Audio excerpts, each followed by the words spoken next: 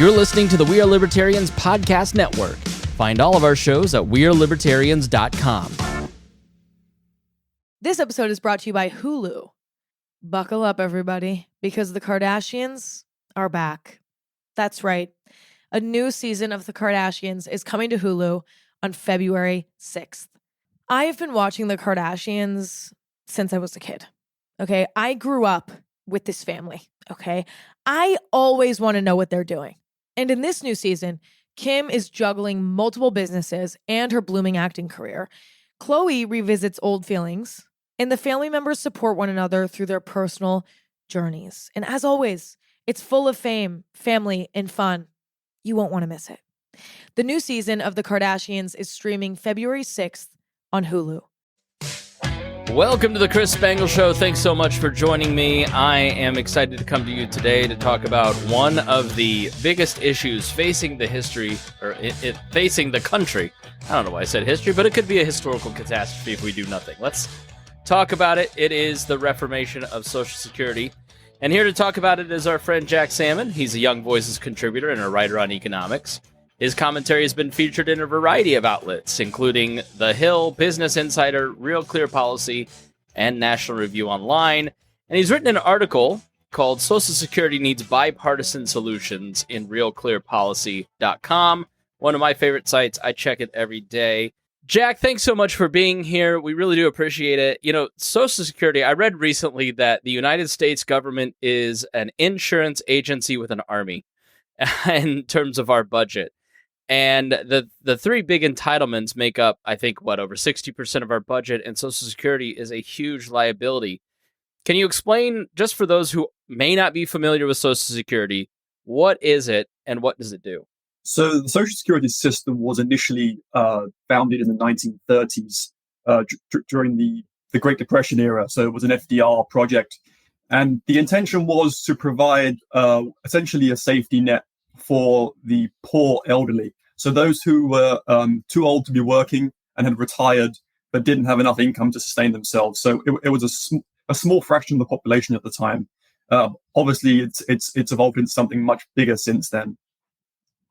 So, you know, in the beginning, I think it was, for every 20-some, maybe it was 200 people, there were people paying into the system, and then now we're down to what? Yes. So the way people often, there's a misconception about Social Security. People often think that the money they're paying in through payroll taxes every month is their personal fund they're going to draw from in retirement. But in reality, the money that you're paying in payroll taxes every month is paying for current retirees' benefits. So that's fine if you have enough workers supporting retirees. So when the program was first founded, it was close to about 20 workers supporting every retiree. By the 1950s, it was about 9 or 10 workers supporting every retiree. And today it's less than 3 workers supporting every retiree. And that's projected to go down to 2. So to say it's unsustainable is to sort of underemphasize the issue at hand. Yeah, and there's people like me who have paid in, and I guess I just learned this, that what you pay in, what you earn, and what rate you pay in is what they'll pay you out. So I started at a low end of the Social Security payment, so I probably won't get that much, but I paid into it. I want my cut, Jack. Am I being unrealistic? Like, when I retire in 20, 30 years, will I be able to access Social Security, or do you buy into the idea that this is just not sustainable and won't exist by the time we retire? Well, that question depends on what policymakers do, if they do anything. So what actually motivated me to write this piece was that in the run-up to the midterms, the president kept bragging about Republicans wanting to put Social Security on the chopping block. So I did some digging to see what his policy prescription was to ensure sustainability in the long term. He doesn't have one. So his policy is essentially to do nothing. And in 2034, which is according to the Social Security Trustees report that they publish every year, looking at the assets and liabilities and seeing how sustainable the program is, in 2034, the Social Security Trust Fund will be depleted. What the trust fund is over the years, the people paying payroll taxes, the amount of revenue collected from those folks was was usually higher than the benefits withdrawn by retirees. And so they built up a trust fund for a rainy day fund, essentially, for when there was a deficit. But since 2010, the number of people paying in is actually lower than those who are withdrawing the benefits. And so we've had a deficit. So they've been drawing from that trust fund over the last 12, 13 years or so.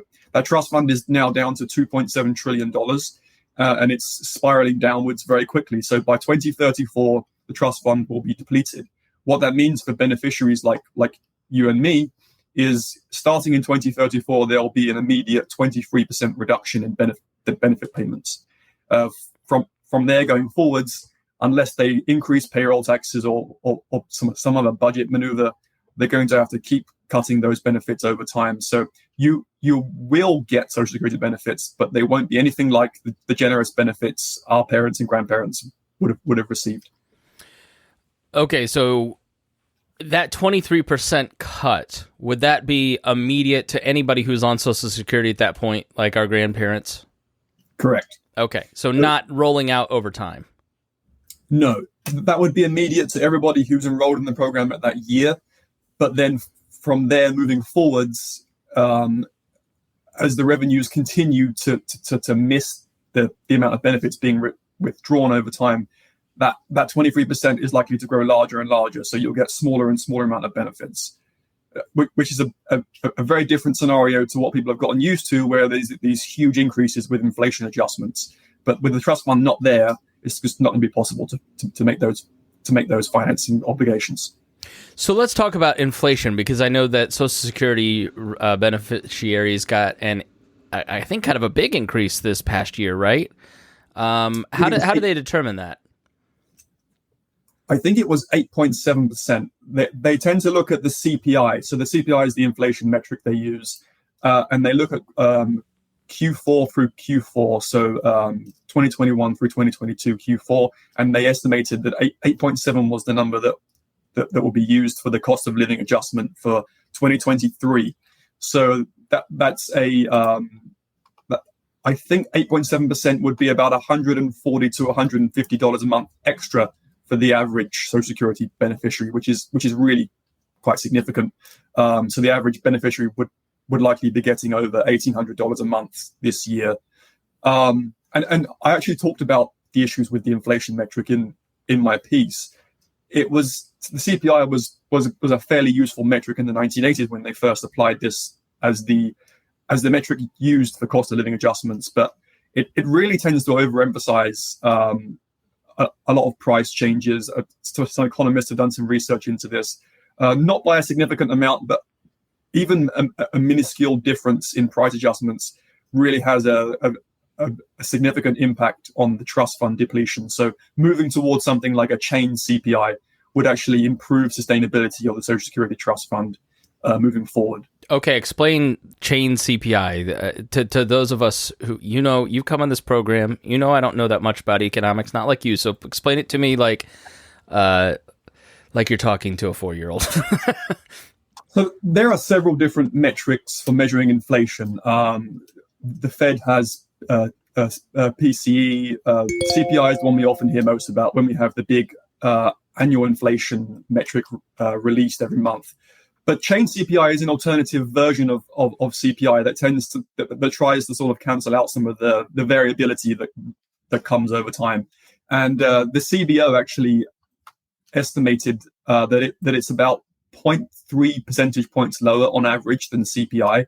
And they said that it's actually reflects price changes more accurately than the CPI itself.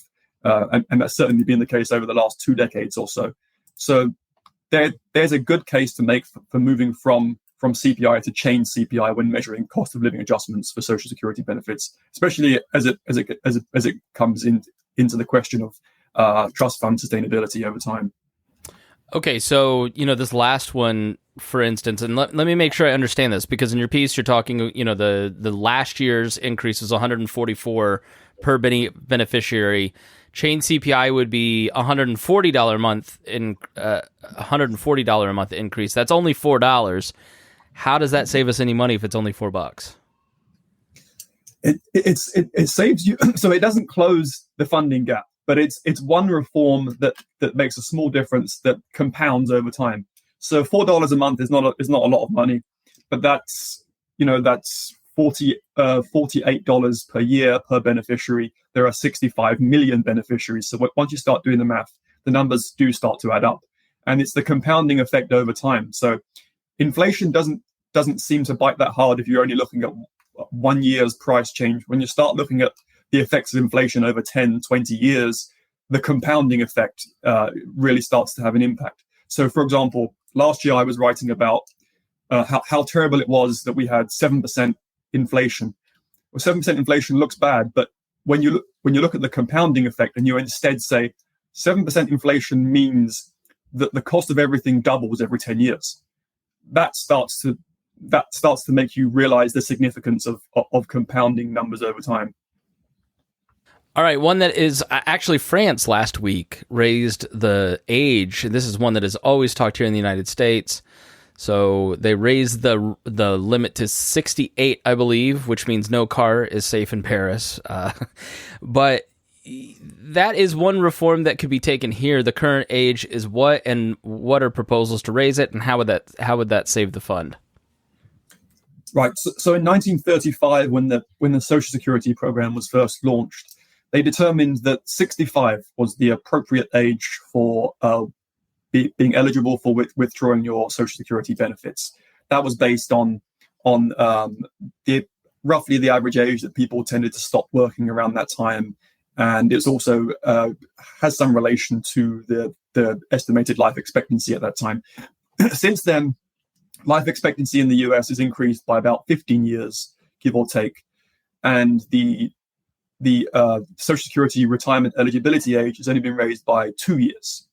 So the average beneficiary is now drawing on their benefits for roughly 13 years more than they were when the program was initially started. And at the same time, in recent decades, they've created a new eligibility bracket for people that want to retire earlier but get slightly less benefits. So you can actually retire at 62 years old and get Social Security benefits at a slightly lower payment rate. So I think one of the ways, this is another thing that I mentioned in my piece, and another potential reform would be to do as France has just done, which is raise the retirement age from 67 to at least 68, and from there to tie the eligibility age to changes in the life expectancy over time. Yeah, I think it's a good idea. I mean, when we were kids, 65 was like ancient. But Harrison Ford's 80 and looks amazing in 1932. So, my grandparents are all lived into their mid-80s. 2 of them are alive at 86. So it just seems common sense. So first solution is to raise the rate. Second is to change how we do the adjustments for inflation. What is a third option for policymakers? A third option, so in the piece, the third option I mentioned, I mean, there are many more than 3 that I could run through, but the third one that I mentioned in my piece is something that I've done some research into in the past, based on experiences in the UK with policy. So one program that's actually tied into the Social Security program is the Social Security Disability Insurance Program. The program is set up so people who are incapable of working because of a disability, they can draw benefits from this program as well. And so there are now 12 million benefit recipients on the Social Security Disability Insurance Program. But this number has really exploded, especially over the last 2 decades, which is slightly unusual given that the kinds of work that people are doing today versus decades ago, it's much less manually intensive, tends to be more white-collar jobs today. Yet more and more people are claiming physical disabilities and mental disabilities. And so there's some real issues with the eligibility criteria for this program. They have what's called the medical vocational grid, and I've done some digging into this in prior research. It just makes it really, really vague to talk about what sorts of disabilities qualify. For example, there's been an explosion in people who claim to have back pain. It's something that's very vague and difficult to sort of prove to a physician in order to qualify for these benefits. And so there's really been a huge explosion in beneficiaries in this program since those medical vocational guidelines have been implemented. So I think somebody has to take a look at those guidelines and make some reforms there. We should be drawing lessons from other countries that have successfully done this. So the UK did something similar about 10, 15 years ago with reforms to its disability insurance program. And it saw a huge increase in the number of beneficiaries going back to work, getting back into work. It's a matter of making a distinction between being disabled and being incapacitated. So you literally cannot work. There is a very clear distinction, and it's quite clear that a large portion of those 12 million beneficiaries are capable of doing some form of work. All right, and I know you're more of an economist than a political analyst, but these all seem common sense to me. What are the chances that this will get done in time? Well, this is where it gets depressing. This is why I like the policy and not the politics. I don't have high hopes. I have slightly higher hopes than I did last year, just because we have a divided government. But Social Security is truly the holy grail of American politics. Public support for the program is through the roof. Yeah, Trump never even threatened to talk about touching it in any way. Right. And we're not making the case that I'm not making the case that we need to scrap it altogether. I'm saying if we're going to have this program and it's going to be around in 75 years, you're going to have to make some reforms, and you're going to have to do them sooner rather than later. And the longer you postpone the pain, the larger those benefit cuts or tax increases are going to be. My reason for writing this piece was I wanted to try and appeal to a sort of bipartisan group. So I avoided talking about nominal benefit cuts or payroll tax increases. I wanted to try and find other avenues that both sides could possibly agree on. Maybe I'm hoping for too much. But I think it's a good time to have this discussion, particularly given that we're now moving into the debt ceiling debates, and we do have divided government, so there is some room for maneuverability around considering serious reforms to what are the biggest programs, Medicare and Social Security. And we have 5 months now to have those debates, and I think this should be a part of that discussion. Now, I don't think I'm betraying any confidences that you were not born in America, and you probably have a much better understanding of British politics than I do. But when I look at American politics and the need for reforms like this, it sort of makes me feel hopeless, lost. I don't know. Do in the United Kingdom, when there's big challenges like this, is it easier for things to get done than it is for here, or is it just as intractable? That's a good question, and it's not a clear. I don't have a clear-cut answer, but I would say this: it's easier to get things done in a parliamentary system, but that's not always a good thing. If there are reformers in government that share ideas with you, then it's a great thing. But when those people are not in government, it's quite the contrary. So it's a matter of do you want to have a system where you can quickly get things done, but things can quickly go wrong? Or do you want to have a system like the US where you do have some clear checks and balances? And so you often end up with stalemate and not getting very much done. But at the same time, when you have somebody in power who wants to do terrible things, that's actually a benefit to have that sort of system in place. Yeah. So yeah, it's a lot harder. It's a lot more insular when it comes to the protections.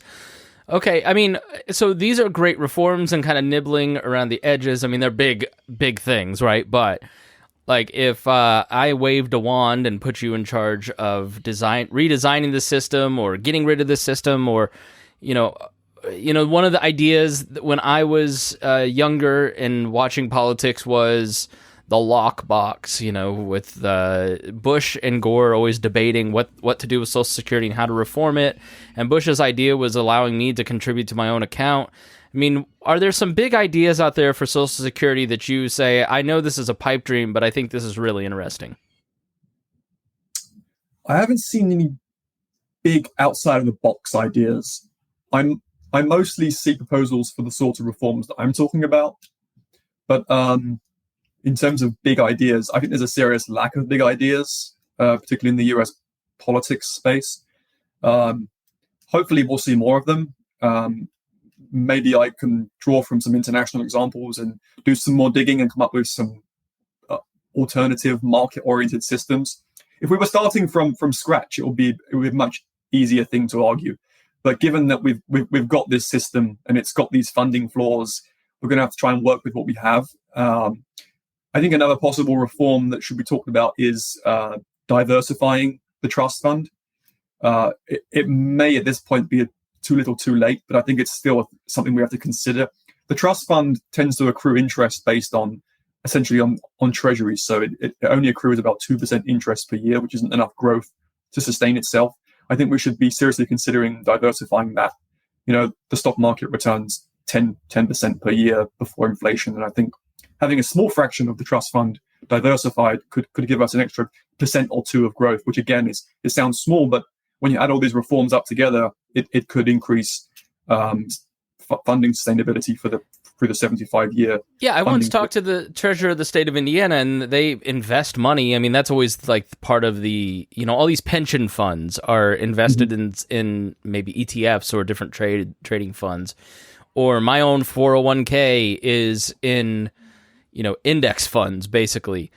But Social Security often gets called a pyramid scheme because it doesn't have any actual investment into it. It's just sort of, you're just putting money into it. So it does seem to make sense that maybe, I don't know, it's probably good and bad if the United States became the biggest investor in some of these traded funds. But all right, actually, go ahead. Yeah. So there was a congressman, I think he's newly appointed, who he was in an interview last week with Joy Reid. His name's Byron Donalds, and he mentioned that the Social Security Trust Fund was going to be depleted in 12, 13 years. And then Joy Reid responded with a thought-provoking and stimulating critical thinking skills by shouting the words, "That's not true," 13 times. But then what was interesting was that Donalds mentioned that the S&P 500 returns since 2006 would have more than taken care of Social Security, to which Reid responded, "You want to privatize Social Security."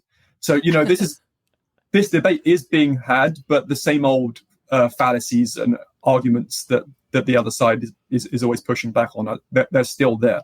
There's a big difference between saying you want to privatize Social Security and saying we need to diversify the funds. If that means putting 20% of the funds into equities rather than into treasuries, that's very different to saying, well, we need to privatize the entire system. Or like in the Obama years where they want to kill grandma. I mean, there was literally an official Democratic Party advertisement with a Republican pushing an old lady, grandma out of her wheelchair down a hill. So I don't know. This debate has been a mess for a long time and will continue to be a mess because it's very personal. We see the money come out of our paychecks. We expect to get our money when we're older. People who are older rely on it. So, yeah, I get that it's personal. All right, Jack, shameless self-promotion time. Where can we follow your work? Best place to follow my work is on my Young Voices bio page. And you can also find my Twitter handle there if you're into that sort of thing. All right, very good. Thank you so much for joining me, Jack. I really appreciate your time. Thank you, listeners, for joining me here on The Chris Spangle Show. We greatly appreciate you being here. And if you learned something, please share it with your friends. That's the best way to help any creator, like a writer like Jack or a podcaster like myself, grow in their careers. So thank you so much. We'll see you again here on The Chris Spangle Show.